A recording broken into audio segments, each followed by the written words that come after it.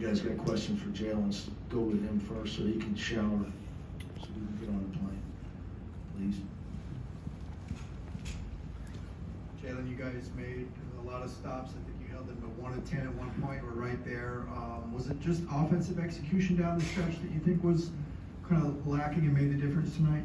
No, there was a few times coming down in transition, we lost our man. I know one time, my sophomore drove, I fell asleep, they kicked it, and Cryer had a hell of a night. So I think we just got to go back home and lock in on the defensive end. It's not our talent, it's just our discipline at this point. You had 17 in the first half. Did they make adjustments defensively in the second half on you? No. We kept playing good. I was just passing the ball. Jaime finally got back in because he had the foul trouble early, and we played through Jaime, which is how we want to play. So it was cool.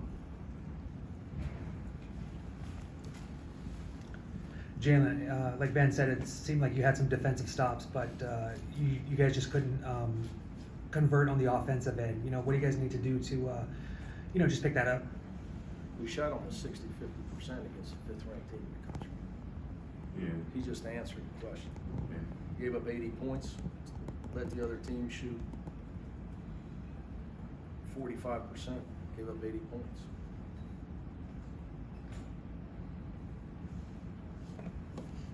We shot 48%. Jalen, I know that you lost both games, but you guys were in both games, so while you obviously want to win, does this at least give you some hope that you can play with anybody in the country? I mean, we're not here for false hope. We don't believe in like moral victories and stuff like that. At the end of the day, we didn't get the job done. I believe when we go back home and get this defensive side fixed, I do believe we can play with anybody. But just because we lost by 8 or 5 or whatever we lost by doesn't mean anything to us over here at least. Thanks, buddy. You need it?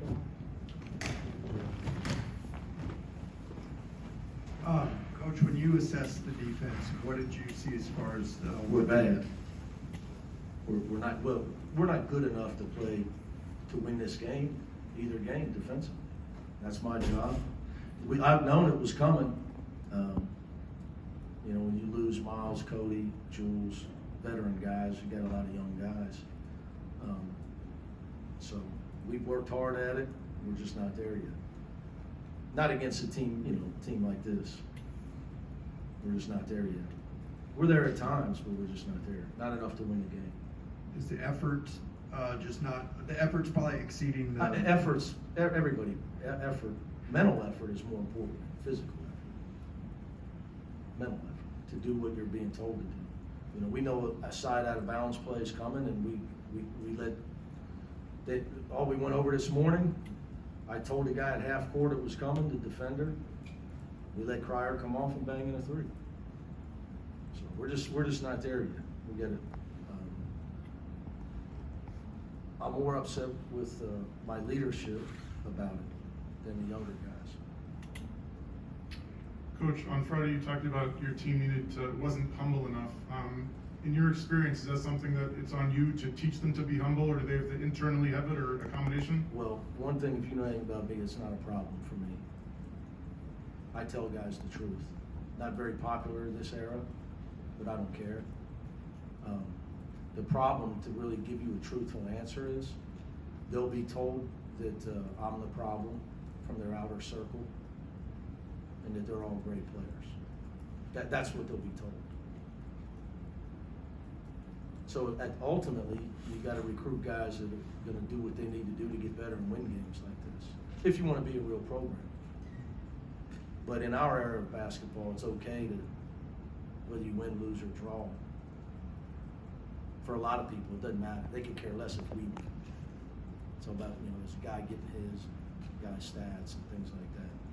So that's the goal of coaching in this era. And then you got to overcome it. So the truth of it is, we got good guys on our team, and we're just not good enough defensively right now to stop Baylor.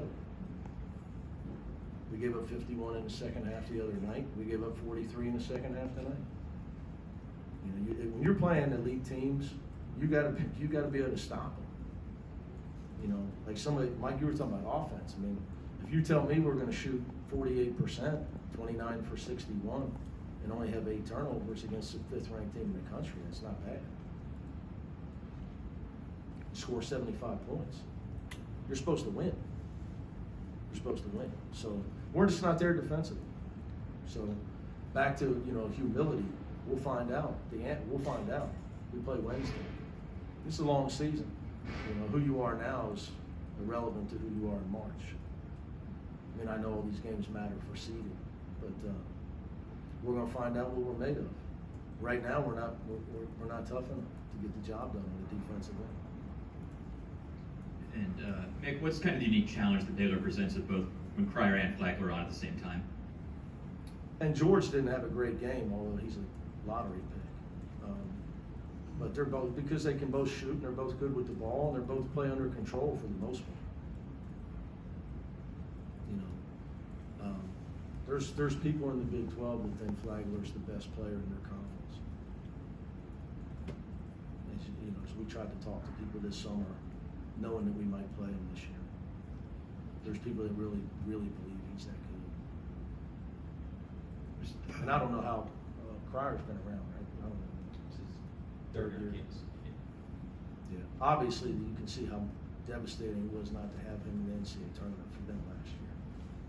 Very obvious to watch that. Defensively, are there just a couple of areas that you can pinpoint, or is it kind of across the board? It's popping up everywhere. It's not just young guys. I mean, we're just not consistent enough. When you play teams that can hurt you, they find the breakdown. You got to be able to defend the whole clock too. You know, you're playing teams that are inferior. You can rattle them. They take bad shots. They get tired as the game goes on. You play elite opponents, that doesn't happen. You're going to have to defend the whole clock, and then you got to get the rebound. There was a back-breaking possession where we did that. And we didn't get to rebound because we rebounded the ball with one hand, which, you know, we got to do a better job with the demo on that.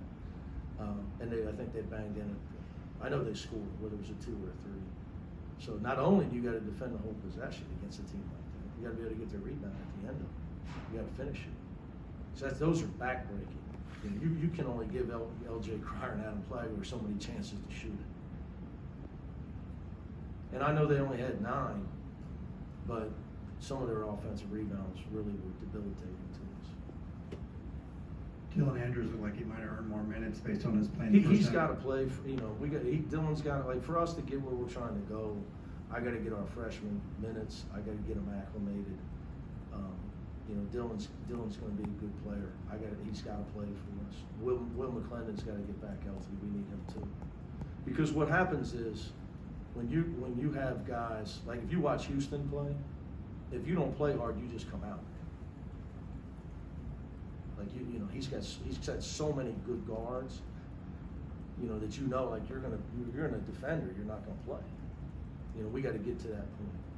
You know, that's always my goal as a player personnel guy, and my side job. You got to get enough guys where you can hold guys accountable. That's how you can get to the climb to the top of the mountain. It really shouldn't have to be the case though for Tiger. He's been around too long. All right, guys, thank you. Thank you.